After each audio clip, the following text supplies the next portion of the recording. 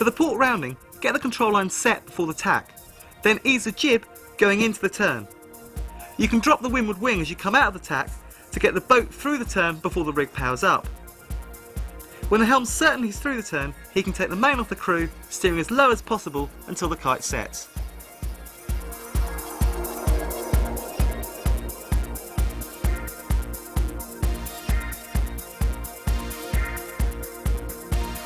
In the 800, the priority changes for the helm to ease the main rather than hit the wire.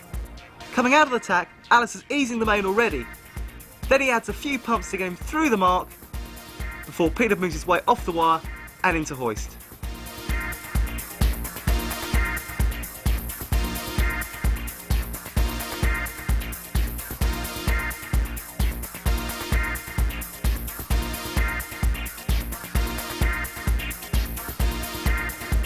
Downwind ley lines are about being aware of the angle you're sailing on in relation to the next mark. The deeper your angle, the earlier you need to jibe. High angles, late jibe. Try thinking ahead when judging your leeward approach, taking into account the pressure you're sailing into. In gusty conditions, this can make a massive difference to the angle you're sailing in relation to the mark, so look out for dark patches on the water.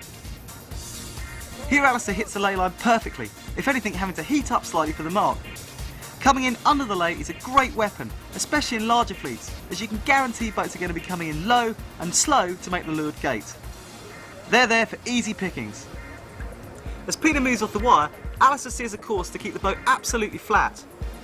As the boat drops off the plane, he also shifts his weight forward and starts to bring the main on, ready for the leeward mark.